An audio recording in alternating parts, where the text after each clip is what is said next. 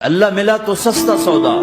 جب اسماعیل علیہ السلام سے کہا نا ابراہیم علیہ السلام نے کہ بیٹا تیرے ذبح ہونے کا حکم ہو چکا ہے, کیا کہتے ہو؟ انہوں نے کہا جلدی کرو.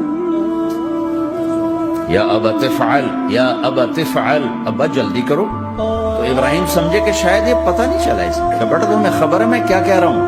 ہاں خبر ہے, بڑا اچھا سودا ہے, آپ کے بدلے میں اللہ مل جائے گا. اللہ آپ سے زیادہ بہتر ہے.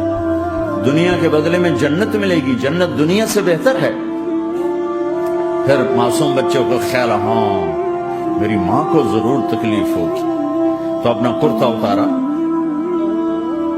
اور اپنے باپ کو دیا کہ یہ کرتا آپ نے میری اماں کو دینا ہے, جب مجھے کبھی یاد کرے گی تو میرا کرتا دیکھ لیا کرے گی, تسلی ہو جائے گی. اور آپ نے اپنے کرتے میں مجھے کفن دے کے ادھر ہی دفن کر دینا ہے, ادھر نہیں لے جانا مکے کی طرف, کہ میری ماں کو وہاں تکلیف ہوگی, میرا کٹا سر دیکھ کر بغیر سر کے پورا دھڑ وہ اس کو تکلیف ہوگی. ایسا اطمینان سے, چونکہ اور ذبح ہونے والا بھی ایسی باتیں کرتا ہے, بابا میرے ہاتھ بھی باندھ دے, میرے پاؤں بھی باندھ دے, کہ ممکن ہے جب تو چھری چلائے اور میرا ہاتھ پاؤں ہلے تو تجھے لگ کے تمہیں تکلیف نہ ہو جائے. پیسے میں چین ہوتا, زندگی میں چین ہوتا نہیں, اللہ کو پانے میں چین ہے. اور ادھر وہ بھی اللہ کو ڈھونڈ رہا ہے. ارے میرے بھائیو, 60 برس کی دعا کے بعد بیٹا ملا, 60 برس دعا مانگی, اولاد دے دے, اولاد دے دے, اولاد. 60 سال کے بعد اولاد, 84 سال کی عمر میں, 80 سے 84 برس کی عمر میں کے درمیان بچہ ہوا ہے. جب وہ 5 سے 10 سال کا ہوا ہے اور ابراہیم 90 کراس کر گئے, 90 کا بیریئر کراس کر گئے, جب مرغی کو ذبح کرتے بھی ہاتھ کانپے. 90 برس 92 سال کا بڈھا تو مرغی نہیں ذبح کر سکتا. تو اس کو کہا جا رہا بچہ ذبح کر. مینا کے پہاڑ سکتہ تاری ہے, ہوائیں تھم چکی ہیں, سورج مدہوش ہو رہا ہے, آسمان کے فرشتے ٹکٹکی باندھ رہے ہیں اور ان کے سانس اٹک رہے ہیں کہ یہ کیا ہو رہا ہے, کیا یہ بوڑھا کر جائے گا, کیا یہ اپنے بچے پر چھری چلا جائے گا. باندھ رہے ہیں ہاتھ اور پاؤں.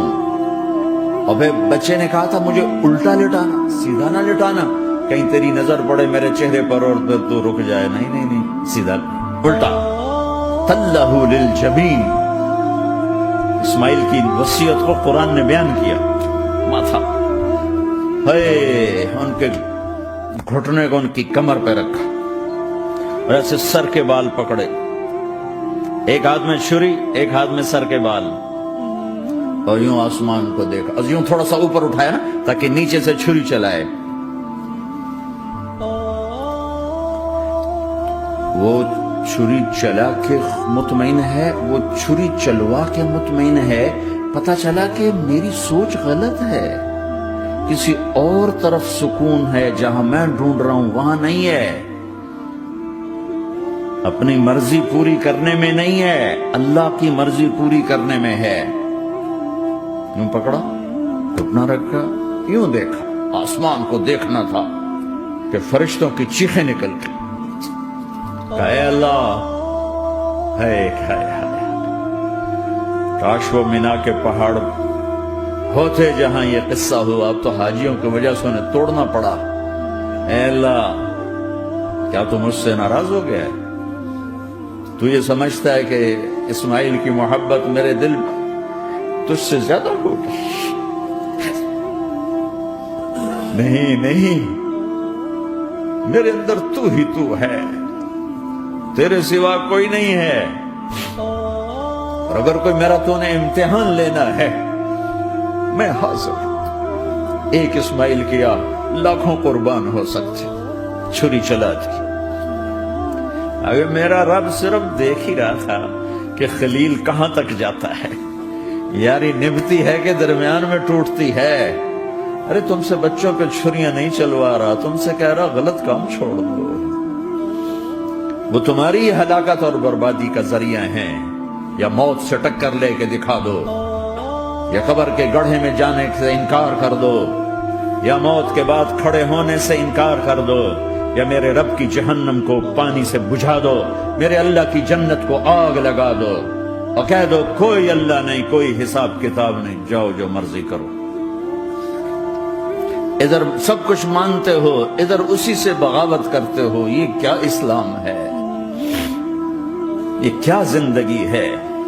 اے اللہ، ناراض ہو گیا ہے کہ میرے دل میں اسماعیل تجھ سے زیادہ نہیں، میرے رب ادھر تو ہی تو ہے، تیرے سوا کوئی نہیں ہے، تو ہی ہے۔ اور اگر ناراض نہیں کوئی میرا پیپر لے رہا ہے تو میں حاضر ہوں، یہ لے۔ اللہ اکبر۔ جو چھری چلائی، ساتوں آسمان کے فرشتوں کی چیخیں نکل، 2 دفعہ آسمان کے فرشتے روئے ہیں، 2 دفعہ ساتوں آسمان کے فرشتے، ایک یہاں ابراہیم و اسماعیل کے اس قصے پر، اور پھر 4000 سال کے بعد جب میرے نبی کو طائف میں پتھر پڑے۔